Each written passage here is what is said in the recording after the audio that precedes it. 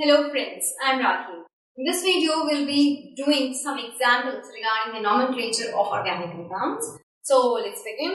Hope you must be having the concepts of the rules I discussed in previous videos. So do have those concepts in your mind and we'll be doing the questions. Okay? So let's begin. First of all, the rule number 1 जो कहता है, we have to select the longest parent chain. So let's select the longest parent chain. 1, 2, 3, 4, 5. I'm having 5 carbon atom in my hand now. अब देखते हैं कहीं और तरीके से कुछ ज्यादा मिल जाते हैं तो we'll move up to that also. देखते हैं 1, 2, 3, 4, 5 ये भी सेम. 1, 2, 3, 4, 5 ये also same. 1, 2, 3, 4, 5 ये भी same. That means 5 carbon atoms इसमें present है. तो numbering start करें. 1, 2, 1, 2, 3, 4 and 5. Fine, I'm having 5 carbon atom chain. तो वही नंबरिंग स्टार्ट करते हैं. सेकंड पे हमारे पास दो मिथाइल ग्रुप्स हैं, तो I will writing it as 2, 2. 4 पे मेरे पास एक और मिथाइल ग्रुप है, तो आई विल राइटिंग 2, 2, 4. 2, 2, 4. फिर मैं एक हाइफन लगाऊंगी. मेरे पास 3 मिथाइल ग्रुप्स हैं एज सब्स्टिट्यूएंट, तो मैं क्या लिखूंगी? Tri methyl pentane, because I am having 5 carbon atoms in my parent chain. ठीक है? So this was the nomenclature of this organic compound. Fine. आते हैं हम इस पे. इसमें आपको कुछ दिख रहा हो, कुछ कॉम्प्लेक्स सब्स्टिट्यूएंट भी है, कुछ सिंपल एल्काइल सब्स्टिट्यूएंट्स भी हैं. तो let's see what will be the nomenclature of this organic compound. तो पहले हम स्टार्ट करते हैं with the selection of longest continuous parent chain. ठीक है? तो parent chain का सिलेक्शन करते हैं. कहाँ से देखते हैं? 1, 2, 3, 4, 5, 6, 7, 8. 8 एटम्स अभी मेरे पास स्ट्रेट चेन में हैं. कहीं और से देखते हैं. Then 1, 2, 3, 4, 5, 6, 7, 8. It is also 8. अब और देखते हैं. 1, 2, 3, 4, 5, 6. No, यहाँ सब में 6 नहीं. That means यहाँ से हम देख रहे हैं. चलो यहाँ से भी एक बार ट्राई करते हैं. 1, 2, 3, 4, 5, 6, 7, 8.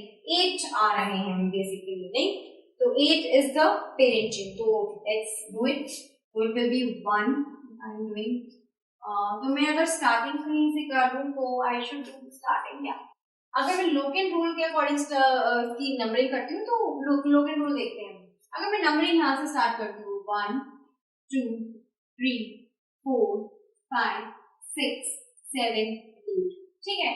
तो मैंने नंबरिंग अगर यहाँ से स्टार्ट करती हूँ तो मेरे जो सब्स्टिट्यूएंट्स आते हैं वो किस किस पोजीशन पे आते हैं? 2 पे आता है सब्स्टिट्यूएंट, देन 5 पे आते हैं एंड देन 6 पे आते हैं. तो मेरे पास जो फर्स्ट सेट ऑफ लोकेंट है वो ये है. अब सेकंड सेट ऑफ लोकेंट देखते हैं. ठीक है? फर्स्ट सेट ऑफ लोकेंट मैंने यहाँ से स्टार्ट किया. अब सेकंड सेट ऑफ लोकेंट मैं यहाँ से स्टार्ट कर रही हूँ. ठीक है? Let's see.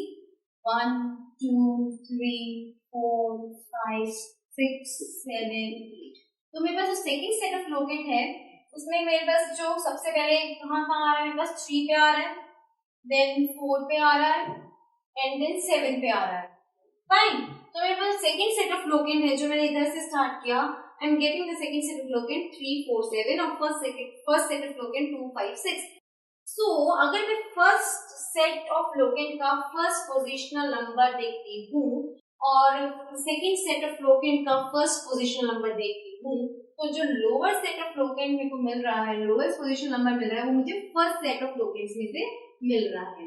तो obviously I will prefer to go with first set of locant. That means मैं नंबरिंग इस साइड से करूंगी. That means 1, 2, 3, 4, 5, 6, 7, 8. ठीक है? तो numbering will be according to first set of locant having the sets 2, 5, 6. तो इसको मैं अब इरेज करती हूँ just to avoid the confusion while doing the nomenclature. ठीक है? अब let's begin with the nomenclature. मैं देख रही हूँ कि 5th पे I am having a complex substituent. मतलब जो मेरे पास एक मेरे पास ब्रांचिंग हो गई है एल्काइल ग्रुप की, तो ऑब्वियसली अब ये मेरा क्या हो गया है? एक कॉम्प्लेक्स सब्स्टिट्यूएंट. तो इसकी नंबरिंग करते हैं 1 एंड. ठीक है? So let's begin with the nomenclature है. तो स्टार्ट करते हैं. सबसे पहले देखते हैं आई एम हैविंग अगर मैं इथाइल और मिथाइल में देखूं तो ऑब्वियसली इथाइल अल्फाबेटिकल ऑर्डर में आ रहा है. ये मेरा कॉम्प्लेक्स सब्स्टिट्यूएंट है और ये मेरा सिंपल, इसमें कोई ब्रांचिंग नहीं है. तो लेट्स डू. तो मेरे पास 6 पे क्या है? मेरे पास सबसे पहले ethyl. We have done with this 6. अब मैंने फिर एक और हाइड्रोजन लगाया, मैं आई 5th कार्बन एटम पे। 5th कार्बन एटम पे मैंने देखा कि मेरे पास एल्काइल सब्स्टिट्यूट है, वो भी कॉम्प्लेक्स फॉर्म में। फिर मैं एक हाइड्रोजन लगाया मैंने, फिर मैंने ब्रैकेट को ओपन किया। अब मैं इसकी नंबरिंग करती हूँ, इसकी मैं नॉमेनक्लेचर करती हूँ। तो 1 पे I am having 2 methyl groups, so I will be doing 1, 1 then hyphen again dimethyl. ठीक है, अब इसकी जो पेरेंट चेन है वो क्या है, ये वाली पेरेंट चेन है। फाइन, तो 2 कार्बन एटम्स हैं इस पेरेंट चेन में, तो it will be 1, 1 dimethyl ethyl.